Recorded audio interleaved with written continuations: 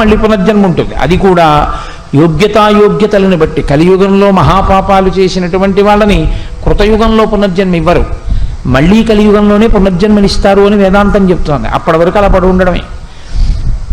కాబట్టి ఈ పునర్జన్మ సిద్ధాంతాన్ని అనుసరించి చూసినప్పుడు కొన్ని కోట్ల జన్మలుగా శరీరమే నేననేటటువంటి అసత్యమునందు సత్యభావన రూఢి చేసుకోవడం వల్ల ఎంత విన్నా అది మళ్ళీ వెనక్కెడుతుంది. మరి ఏం చేస్తే సత్యమునకు మనం దగ్గరవుతాం, ఏం చేస్తే సత్యమునకు సమీపానికి వెళ్ళగలుగుతాం? ఆ లోపల ఉన్న ఆత్మ నేను, శరీరము నేను కాదన్న భావన బాగా స్థిరపడుతుంది.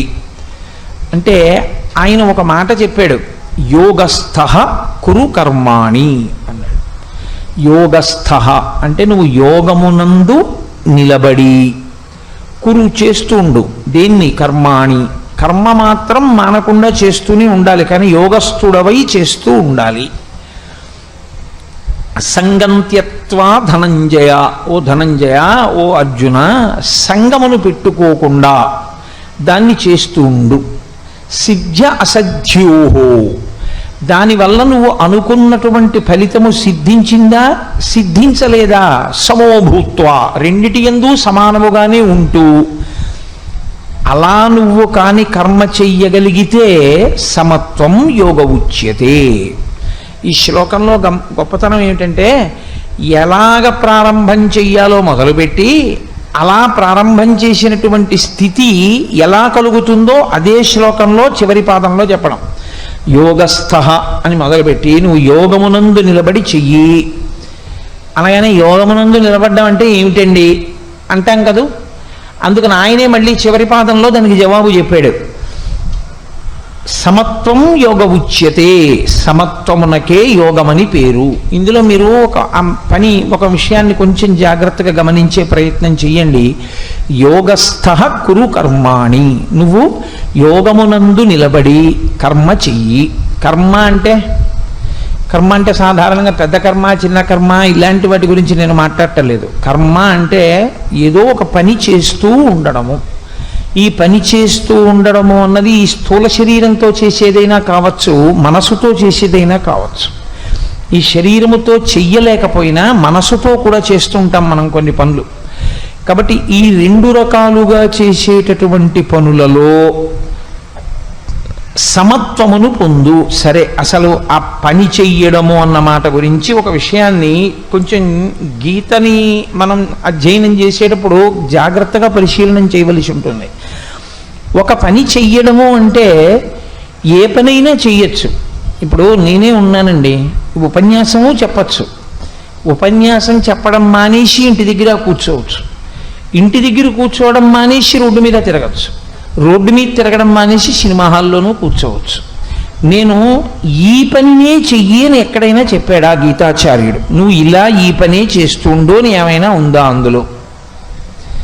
ఏ పని చేసినా యోగస్థః కురు కర్మాణి, నువ్వు యోగమునందు నిలబడి కర్మ చెయ్యి అని చెప్పాడు. యోగమునందు నిలబడి కర్మ చెయ్యి అంటే సినిమాకి వెళ్ళి యోగమునందు నిలబడుట, రోడ్డు మీద నడుస్తూ నేను యోగమునందుండుట, ఇలా చెయ్యవచ్చా అంటే మీరు ఎప్పుడూ ఒక విషయాన్ని జ్ఞాపకం పెట్టుకోవాల్సి ఉంటుంది. తిన్నారా అని అడిగారు అనుకోండి, 2 గంటల సమయంలో తిన్నారా అని అడిగితే దాని అర్థం ఏంటంటే అన్నం తిన్నారా అని. అంతేగాని పండు తిన్నారా, కాయ తిన్నారా కాదు.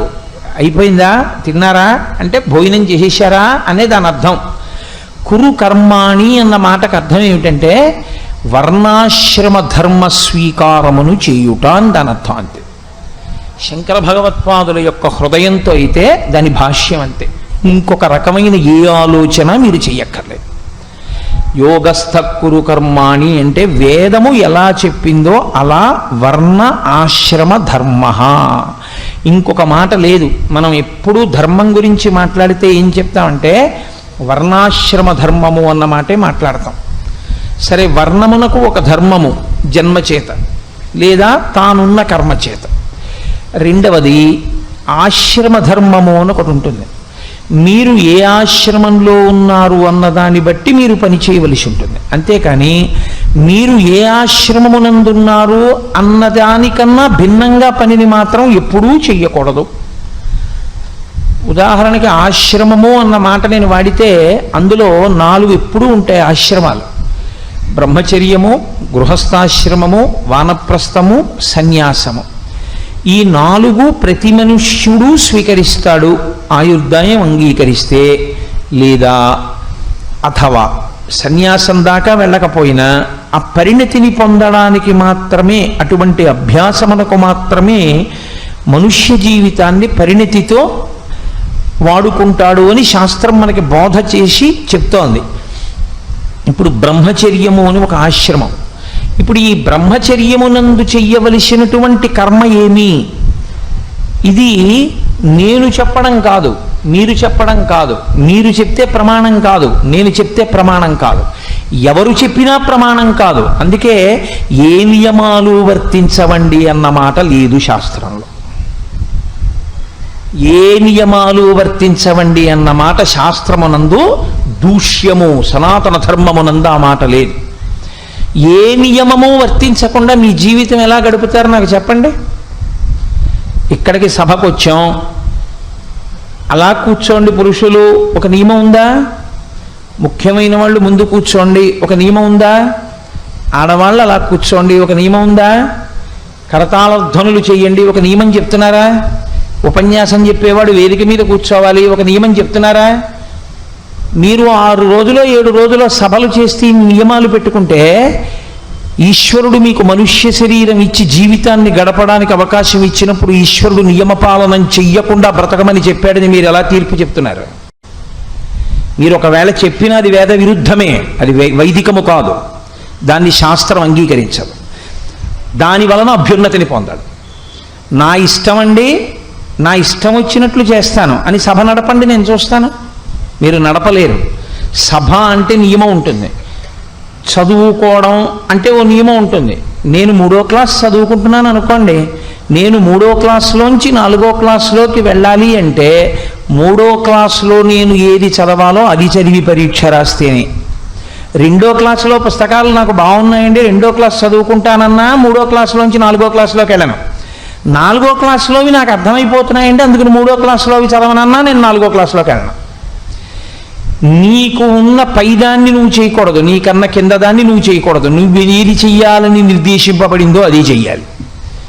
నాకు అన్నీ వచ్చండి, నేను ఇలాగే వ్రాస్తాను అంటే కుదరదు. నేను ఒకప్పుడు ఒక ఆశ్చర్యమైన విషయం చూశా. 2 సమానంగా రాశారు, ఒక స్కూల్లో గోల్డ్ మెడల్ ఇవ్వాల్సి వచ్చింది. 2 సమానంగా రాశారు పేపర్, 2కి సమానమైన మార్కులు వచ్చాయి, 100కి 99, 99. ఎవరికి గోల్డ్ మెడల్ ఇవ్వాలని అడిగారు. Answer any 5 of the following, ఈ కింద ఇవ్వబడిన ప్రశ్నలో 5ంటికి జవాబు వ్రాయుడు అన్నారు అనుకోండి. ఒక ఆయన ఆ ఉన్న సమయంలోనే చాలా బాగా 6ంటికి జవాబు రాశాడు, ఒక ఆయన 5ంటికి చాలా బాగా జవాబు రాశాడు. ఇప్పుడు ఆయనకి వేసిన 5ంటికే వెయ్యాలి మార్కులు, ఈయనకి వేసిన 5ంటికే వెయ్యాలి మార్కులు. 6 రాశాడు కదా అని వెయ్యరు కదా, మరి 5 ప్రశ్నలకే మార్కులు వేస్తారు. 2కి 99, 99 వచ్చాయి. ఇప్పుడు ఏం చెయ్యాలన్నారు? ఎవరికి ఇవ్వాలి గోల్డ్ మెడల్ అంటే? Answer any 5 of the following అంటే 5 వ్రాసిన వాడెవడో వాడికే గోల్డ్ మెడల్ ఇవ్వండి. ఎందుకంటే వాడు నియమాన్ని పాటించాడు. 5 వ్రాయి, 5 వ్రాశాడు. 5 వ్రాయి 6 రాయమని ఎవడు చెప్పాడు? టైం ఉంటే మాత్రం. వాడు నియమోల్లంఘనం చేశాడు, వాడికి గోల్డ్ మెడల్ ఇవ్వకూడదు వాడికి. ఎందుకంటే వాడికి ఆ నియమానికి కట్టుబడే లక్షణం లేదు, ఇవ్వద్దని తీసేశారు. తీసేసి సభాముఖంగా ప్రకటించి ఇతనికి ఇవ్వవలసిందే, కానీ ఇతను నియమోల్లంఘనం చేశాడు, మేము ఇవ్వమని చెప్పి 5 ప్రశ్నలు రాసిన వాడికే ఇచ్చారు. కాదని మనం అనలేం. అంతే, ఈశ్వరుడు నియమమును విధించాడు, నియమమును విధించాడు కాబట్టే వేదాన్ని ఇచ్చాడు. వేదము లేకపోతే నియమం లేదని చెప్పచ్చు, వేదం ఉండగా నియమం లేదని చెప్పడానికి మీరెవరు, నేనెవరు? అలా చెప్పడానికి మనం కూర్చున్నా మనం తప్పు చెప్పిన వాళ్ళం అవుతాం, కానీ మనం చెప్పింది యథార్థం కాదు, దాన్ని శాస్త్రం అంగీకరించదు. ఏది శాస్త్రం చెప్పిందో ఏతత్ శాస్త్రం ప్రమాణంతే. నువ్వెవరు, నేనెవరు ప్రమాణం చెప్పడానికి? మనం ప్రమాణం కాదు. కాబట్టి యోగస్థ కురు కర్మాణి అన్న మాటలో అర్థం ఏమిటంటే నీవు కర్మ చెయ్యి అన్నప్పుడు నీ ఆశ్రమానికి అనుగుణంగా వేదం చెప్పినట్టు చెయ్యి అన్నది అంతర్లీనం అంతే. దానికి మళ్ళీ ఇంతగానూ చెప్పక్కర్లేరు, చెప్తున్నవాడే ఈశ్వరుడు, గురువుగా నిలబడి చెప్తున్నాడు. కాబట్టి ఎలా చేస్తే నువ్వు మోక్షానికి దగ్గరికి ఎడతావు, ఎలా చేస్తే సత్యమునందు నీకు పూనిక కలుగుతుంది, చిత్తశుద్ధి కలుగుతుంది, కర్మ చెయ్యడంలో యోగమును పొందుతావు అంటే యోగస్థ కురు కర్మాణి, నువ్వు బ్రహ్మచారిగా ఉన్నావు, నువ్వు బ్రహ్మచారికి విధింపబడినటువంటి నియమములు ఏ ఉన్నాయో అవి మాత్రమే పాటించవలసి ఉంటుంది. గృహస్థుకి సంబంధించినటువంటి నియమాలు బ్రహ్మచారి పాటించాడనుకోండి, ఆయన చెయ్యవలసిన కర్మ చేసినవాడు కాడు, దానివల్ల ఆయన అభ్యున్నతిని పొందలేడు. బ్రహ్మచారిగా ఉన్నటువంటి వాడు తాంబూలం వేసుకోకూడదు. బ్రహ్మచారిగా ఉన్నవాడు గురువుగారిని గౌరవించి చదువుకోవలసినటువంటి దాన్ని చదువుకుని ఎంత జ్ఞానమును సంపాదించాలో అంత జ్ఞానమును పొందడానికి ప్రయత్నం చెయ్యాలి. బ్రహ్మచారిగా ఉన్నటువంటి వాడు రుచి మీద ఆసక్తి కన్నా పరిశుద్ధమైన ఆహారాన్ని స్వీకరించడం మీద దృష్టి పెట్టాలి. ఓ తండ్రి ఓ కొడుకు ఓ ఇంట్లో ఉన్నారనుకోండి, ఏకాదశి నాడు ఉపవాసం చెయ్యాలి అని చెప్పవలసి వస్తే పిల్లవాడికి కూడా చెప్పచ్చా అని అడిగింది ధర్మశాస్త్రం. చెప్పకూడదు. పిల్లవాడిని ఏకాదశి ఉపవాసం చేయమని చెప్పడానికి శాస్త్రం అంగీకరించదు. ఎందుకంటే వాడు బ్రహ్మచారిగా ఉండగా కడుపు నిండా ఎంత తినగలడో అంత తింటే దాని వలన వచ్చిన శక్తి చేత ఉత్తరోత్తర కాలమునందు వాడు చెయ్యవలసిన పనులు చేస్తాడు. నువ్వు బ్రహ్మచర్యంలో ఉండగా వాడిని ఎండగట్టి వాడితో నువ్వేమో ఏకాదశి ఉపవాసాలన్నీ చేయించేస్తే, వాడితో ఉపవాసాలు చేస్తే వాడి శరీరం చిక్కి శల్యమైపోతే వాడు ఏం చదువుకుంటాడు? వాడు సముపార్జించే జ్ఞానం ఏముంటుంది? వాడికి అసలు చదువుకున్నదే లేకపోతే వాడు ఉత్తమమైన కర్మ ఏం చేస్తాడు? వాడు ఒక ఉత్తమమైన కర్మ చెయ్యాలంటే చదువుకునే సమయంలో వాడు చదువుకోవాలి. కాబట్టి బ్రహ్మచారికి ఉపవాసము లేదు. బ్రహ్మచారి కడుపు నిండా తినచ్చు. బ్రహ్మచారిని ఉపవాసాలు చెయ్యమని ధర్మశాస్త్రములు చెప్పలేదు. బ్రహ్మచారి ఆయనకి కడుపు నిండా తినడానికి లేదు, భిక్షాందేహి అని తింటాడు. ఆయనకి ఆ హక్కు ఉంది. అందుకే ఒకవేళ భిక్షాందేహి అని ఇంటి ముందుకు వెళ్ళకపోయినా వారాలు చేసుకుని బ్రతికాడండి అని లోకంలో ఒక మాట ఉంటుంది. చదువుకునే రోజుల్లో వారం చెప్పుకుంటారమ్మా అంత ఐశ్వర్యవంతుణ్ణి కాను, ఆదివారం నాడు మీ ఇంట్లో చేస్తాను, సోమవారం నాడు మీ ఇంట్లో చేస్తాను, మంగళవారం నాడు మీ ఇంట్లో చేస్తానని అడిగితే పూర్వం అలా పేదవారై చదువుకుంటున్నటువంటి పిల్లలకి ఒకరోజు అన్నం పెట్టేవారు ఒక కుటుంబంలో.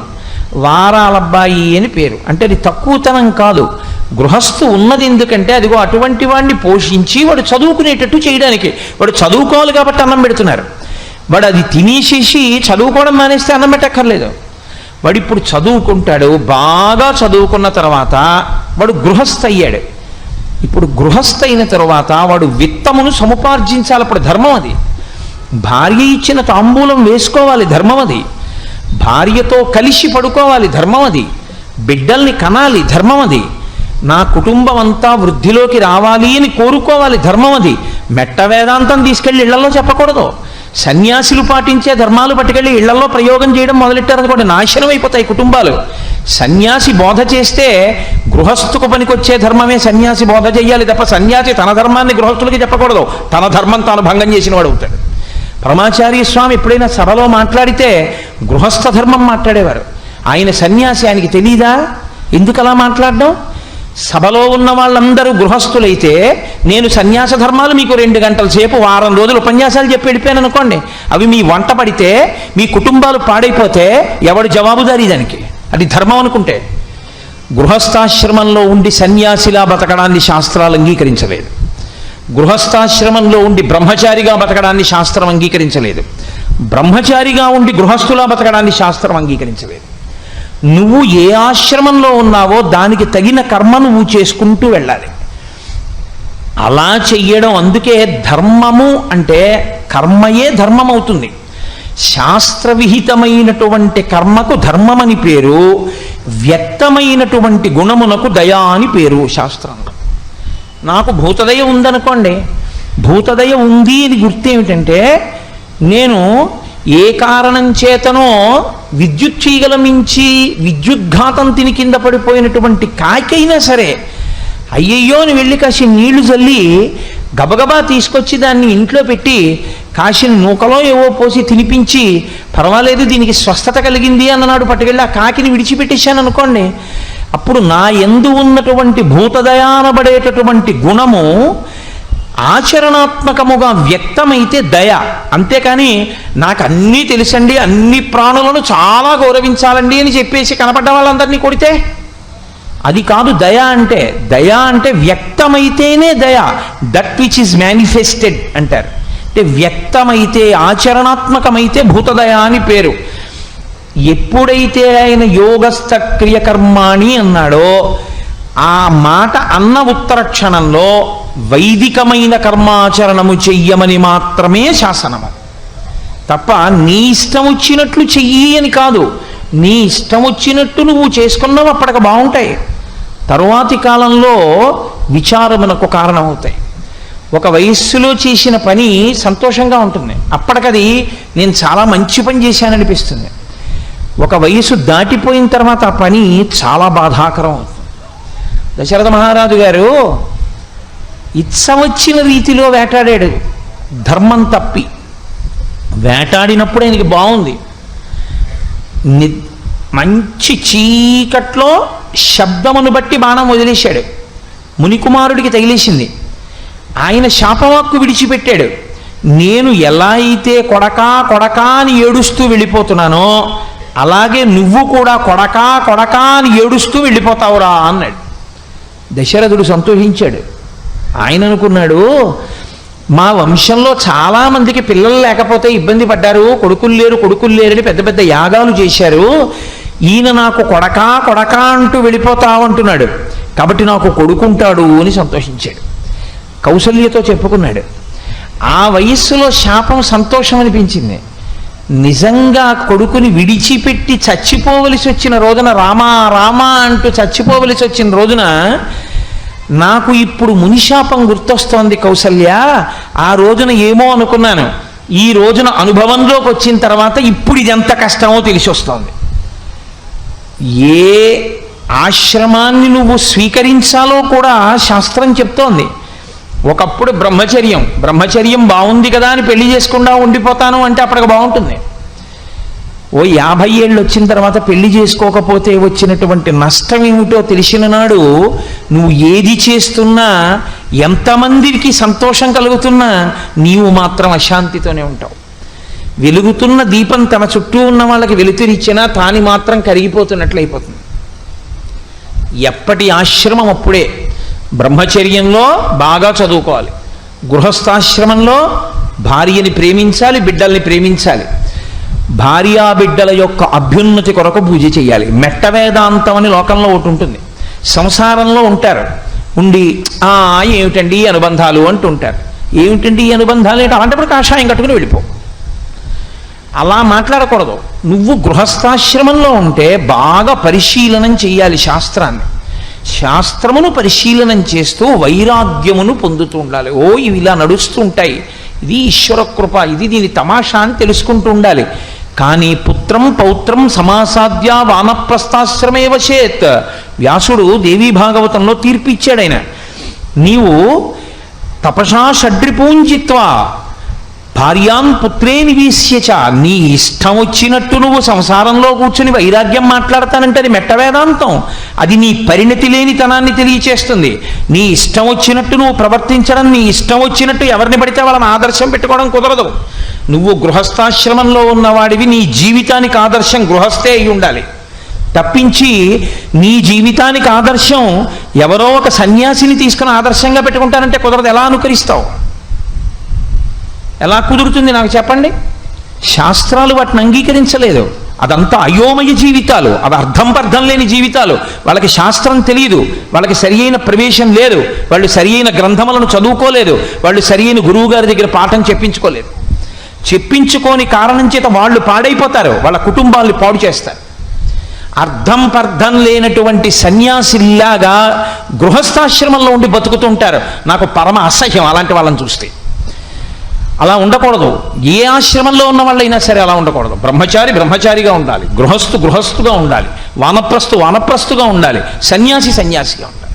అంతేకాని ఒక ఆశ్రమాన్ని తీసుకొచ్చి ఇంకో ఆశ్రమంలోకి కలగాపలగం చేస్తే అసహ్యంగా ఉంటుంది. నువ్వు సన్యాసం స్వీకరించావు, ఊరు బయటికి వెళ్ళి కూర్చో, చెట్టు తొర్రలో కూర్చో, శ్మశాన వాటికలో కూర్చో, నీకెందుకు ఆర్సీసీ బిల్డింగు?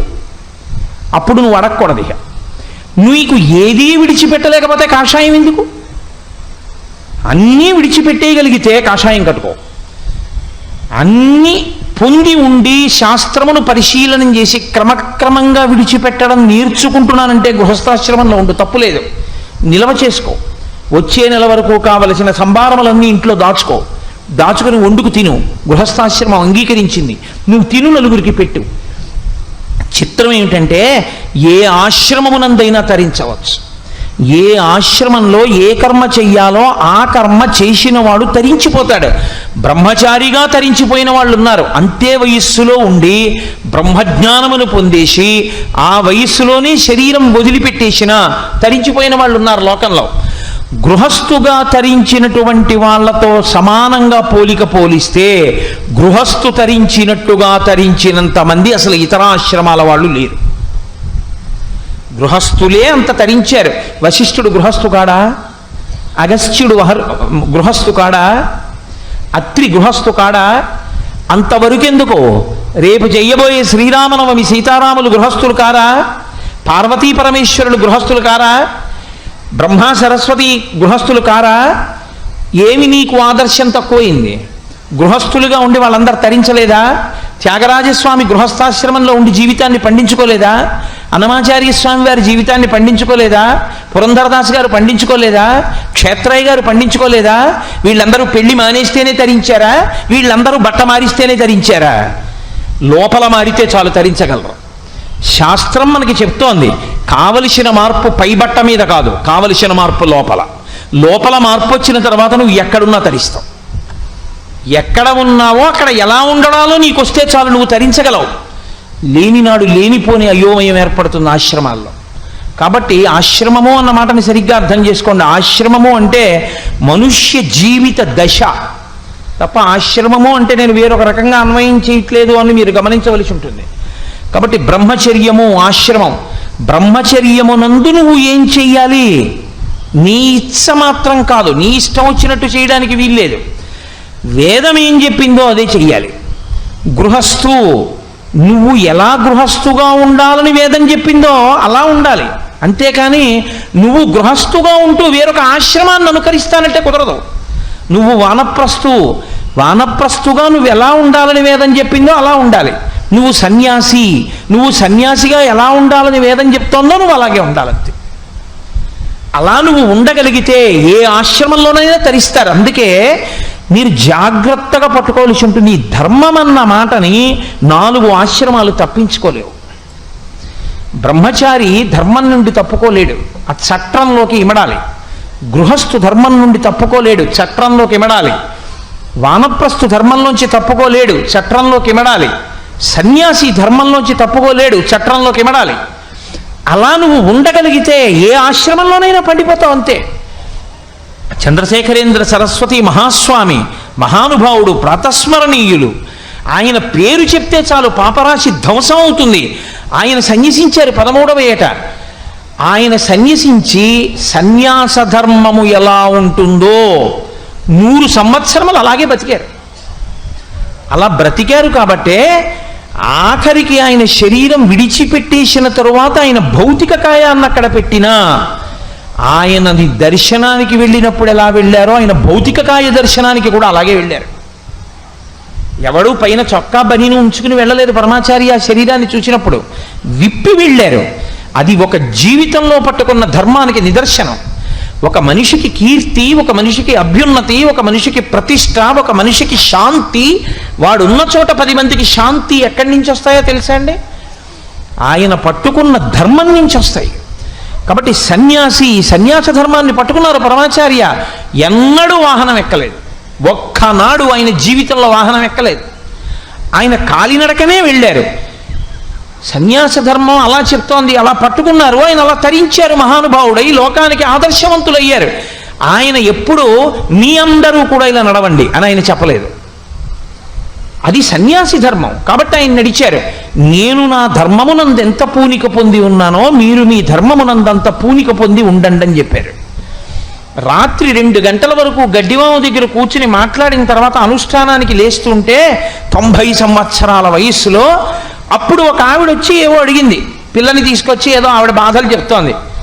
చెప్తుంటే ఆశ్రమం సెక్రటరీ విసుక్కున్నాడు. తెల్లవారి 3 అవుతోందమ్మా, ఆయన పడుకోలేదు, ఇప్పటి వరకు ధర్మ సందేహాలు చెప్తూనే ఉన్నారు. 3 అయిందమ్మా, స్నానానికి వెళ్తున్నారు, ఇప్పుడు కూడా ఇంకా మీ సందేహాలే. ఆయన అన్నారు, ఒక్కసారి లోపలికి వెళ్ళి చంద్రమౌళీశ్వరుడి దగ్గర విభూతి ఉంది పట్రా అన్నారు. ఆయన వెళ్ళి పట్టుకొచ్చే లోపల ఆవిడితో మాట్లాడేసి ఆవిడ బాధకి ఉపశాంతి చెప్పి విభూతి ఆవిడ చేతిలో పెట్టి పంపించి ఆయన అన్నారు, నేను ఏనాడు సన్యసించాడో ఆనాడే నేను ఈ శరీరం కాదు అని నిర్ణయానికి వచ్చాను. కాబట్టి ధర్మ ప్రచారమునందు ఈ శరీరము పడిపోతే సన్యాసికి తప్పు లేదు. గృహస్థలా చేయకూడదు, ఈ శరీరాన్ని నిలబెట్టుకోవాలి. ఎందుకని? ప్రయత్నం చేస్తూ ఉండాలి. గృహస్థు దీని మీద ఆదరభావంతో ఉండాలి. ఎందుకని? ఆయన ధర్మం చేయడానికి ఇది సాధనం. ఇందులో ఆయన ఉండకపోతే భార్య ఏమైపోతుంది? ఇందులో ఆయన ఉండకపోతే బిడ్డలు ఏమైపోతారు? గృహస్థాశ్రమం స్వీకరించిన తరువాత నీ ధర్మం ఎప్పుడు పూర్తవుతుందన్న దానికి వ్యాసుడే చెప్పాడు. పుత్రం పౌత్రం సమాసాద్య, నువ్వు మనవణ్ణి చూడాలి, కొడుక్కి కొడుకు పుట్టే వరకు ఉండాలి. అప్పటి వరకు బాగా శాస్త్రములను అధ్యయనం చేసి నీకు ఇప్పుడు పూర్ణ వైరాగ్యం వచ్చేస్తే అప్పుడు నువ్వు తపసా షడ్రిపూంజిత్వ, అప్పుడు కూడా కుదరదు. తపస్సు చేయాలి, 6 శత్రువుల్ని గెలవాలి. ఇక కోపం అన్నది రాకూడదు, అంత గెలవాలి. కామం అన్నది ఉండకూడదు, అంత గెలవాలి. లోభం అన్నది ఉండకూడదు, అంత గెలవాలి. ఇప్పుడు అంత గెలిచేసిన తర్వాత ఇంక నీకు ఈ శరీరంలో ఏదో కురుడి అయిపోయినటువంటి కొబ్బరికాయలో ఎలా వేలాడుతూ ఉంటుందో అలా ఇక నువ్వు ఆత్మగా ఉండి ఈ శరీరం డొల్లలా వేలాడుతుంటే ఇక నువ్వు అలా ఉండలేకపోతే అప్పుడు సన్యసించాలి. అప్పుడు కూడా భార్య అనుమతించాలి. భార్య అప్పుడు అనుమతించకపోతే ఆమెని తీసుకెళ్ళి కొడుకు దగ్గర అప్పచెప్పాలి. కొడుకు దగ్గర అప్పచెప్పి, ఒరే నాయనా నీ అమ్మని జాగ్రత్తగా చూడు సుమా అని అప్పచెప్పి సన్యాసం తీసుకోవాలి. తప్ప చిత్తం వచ్చినట్టు సన్యాసాలు తీసుకోమని శాస్త్రంలో లేదే, వ్యాసుడు చెప్పలేదే. భార్యాన్ పుత్రే నివేశ్యచ, భార్యని పట్టుకెళ్ళి పుత్రుల దగ్గర అప్పచెప్పి సన్యాసం తీసుకోమని చెప్పాడు. అసలు గృహస్థాశ్రమంలోకి వెళ్లకుండా సన్యసించిన వాళ్ళు కొంతమంది ఉన్నారు. వాళ్ళు మహాత్ములైన వారు కొందరున్నారు. శంకర భగవత్పాదులు, బ్రహ్మాచార్య స్వామి వారు, శృంగగిరి పీఠాధిపతులు చంద్రశేఖర భారతీ స్వామి వారు, ఇటువంటి మహాపురుషులు ఉన్నారు. కాబట్టి నేను ఆ విషయాన్ని స్పృశించను. అసలు అది నాకు అప్రస్తుతం. కాబట్టి అసలు ఆ విషయాల్ని నేను స్పృశించను. కానీ సాధారణంగా ఉండేటటువంటి వ్యవస్థ గురించి నేను మాట్లాడుతున్నాను. ఆ ధర్మం అన్నది నువ్వు విడిచిపెట్టేస్తే అసలు తరించడం అన్న మాటే లేదు. అసలు ధర్మం అంటేనే కట్టుబాటు, ధర్మం అంటేనే నియమం, ధర్మం అంటేనే నువ్వు పాటించవలసినటువంటి ఒక విధి విధానం. అసలు నియమమే లేదు, విధే లేదు, విధానమే లేదు అంటే నువ్వు ఎలా తరిస్తావు నాకు చెప్పు. అసలు తరించడానికి మార్గం ఏది? నీకు పుస్తకాలు ఇవ్వను, నువ్వు స్కూల్కి వెళ్ళక్కర్లేదు, నువ్వు చదువుకోక్కర్లేదు, నువ్వు ఏమీ చెయ్యక్కర్లేదు, నువ్వు బిఏ పాస్ అవు అని నేనంటే అవుతావా?